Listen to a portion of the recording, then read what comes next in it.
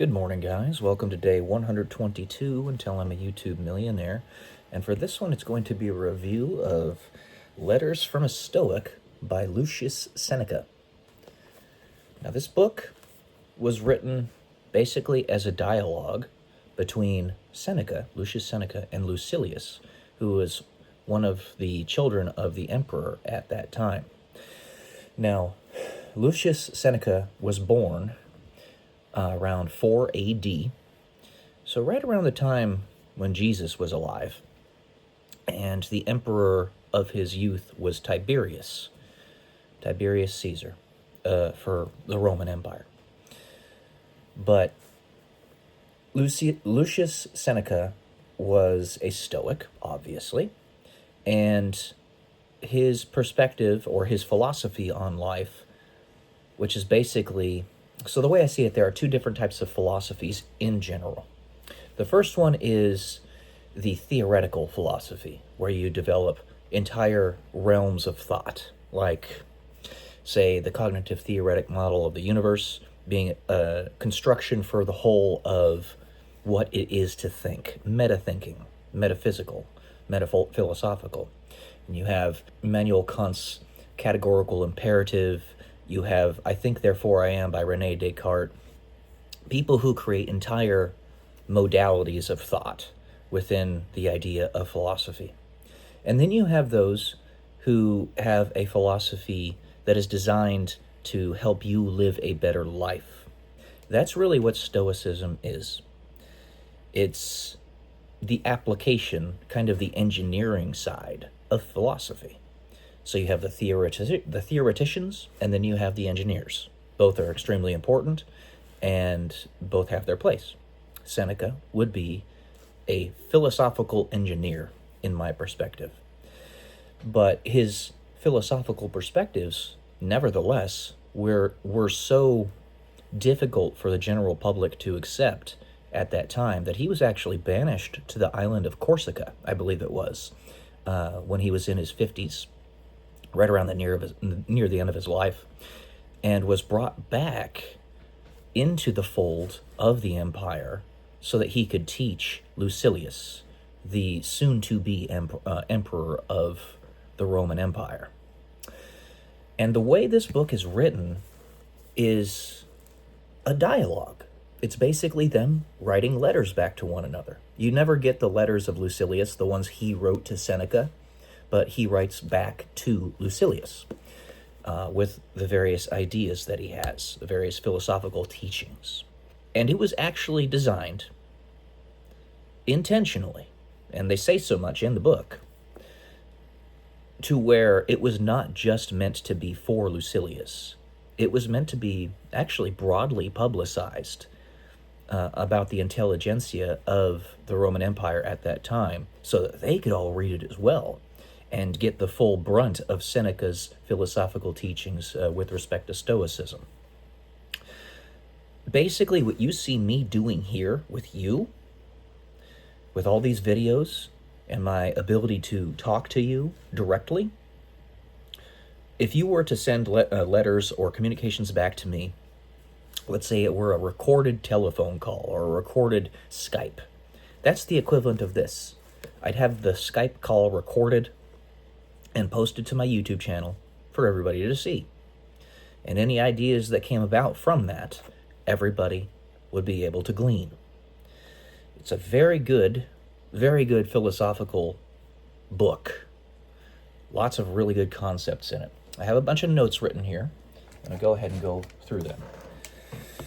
So he brings up the point that you should not read a humongous amount of philosophical works or novels or poems or anything like that just to read them. And the idea he is coming about, or he's trying to present here, is that you, again, like I said, you don't want to read them just to read them. You want to read them to actually get a lowest common denominator truth out of them. Every work that comes from somebody of actual value, somebody who's actually trying to produce valuable works like this one, like the cognitive theoretic model of the universe, like Immanuel Kant's philosophical writings, like like Socrates, Aristotle. You don't have to accept whatever they say whole hog, and in fact you shouldn't. But you can find the kernels of truth within them. That's what Seneca's really getting at when he says don't read a bunch of stuff just to read it. So I disagree with the way he wrote it in the first part of essay number 1, but the general idea is there. He also says, I'm glad to learn in order that I may teach, which is the point of this all. Again, that's why I'm reading all these novels and these books, so that I can give you guys a basic general review of it, and you can decide whether or not you want to also glean those kernels of truth from those books as well. This is one of those books that you definitely should read. It is really good. He also disregards maxims in favor of looking at the whole philosopher. That is to say, don't just try to find the 5-word quips to give to somebody about somebody else's teachings if you don't really understand what they mean by it. There's a lot. He speaks of a lot of intelligentsia at the time that know these maxims as if they're wise, but in fact they just know those 5 words that a philosopher said, and that's it. So he's got a very good point there. It ties into having the whole picture approach. I also found it really interesting that he has a lot of proto-Christian echoes in his writings, which it kind of makes sense because he lives during the time of Jesus. Kind of makes sense, but at the same time, he wasn't Christian. It makes me think of the 100th monkey theory, which is to say, the cultural zeitgeist, which is an underlying paradigm of the world at the time, might actually have some type of thread that connects us all together subconsciously that we don't actually consciously know about. Where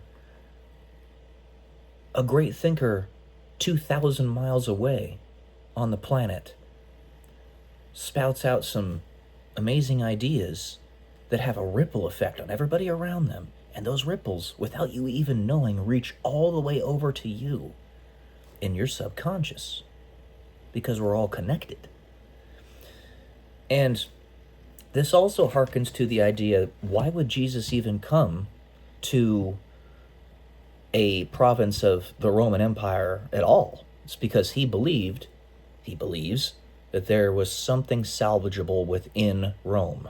Not just the Jewish people, not just Israel, not just Jerusalem, but that there was something salvageable within Rome in general.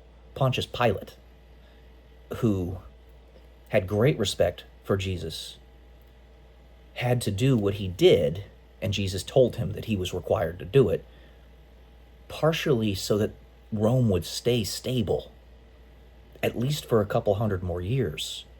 It eventually collapsed, sure, but the entirety of Roman civilization is kind of the thread of all civilization. And I think Jesus knows that.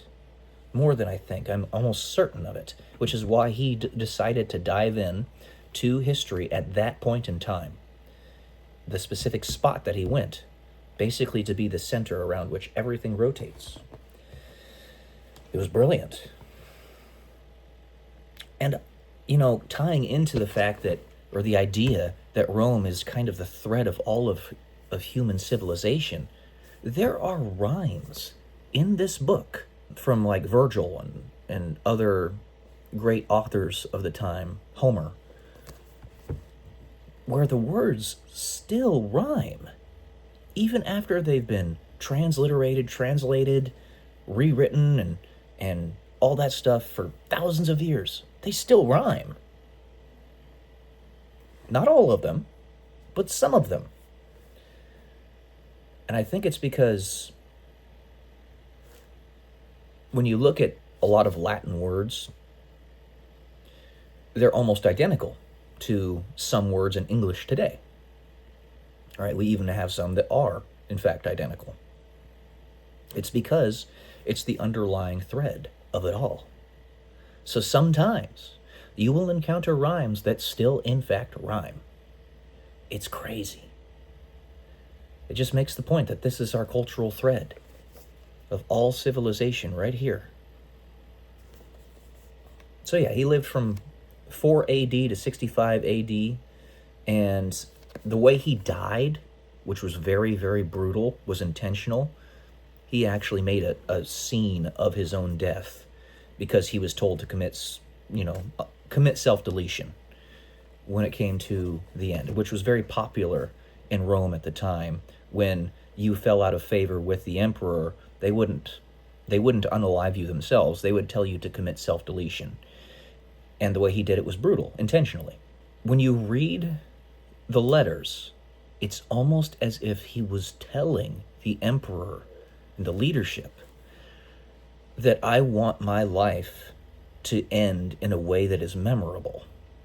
It was almost as if he was in the undertones telling them, do something like this to me. And they gave him what he asked. That's something that you have to read the story or read the philosophical work in order to be able to glean it, because it's an undertone. So yeah, strong recommend from me. Very, very good. If you want to consider yourself a Stoic to any degree, this is at the top of the list of books that you should read. Very good. Strong recommend. So yeah, that's all I got for today, guys. Love y'all. Peace.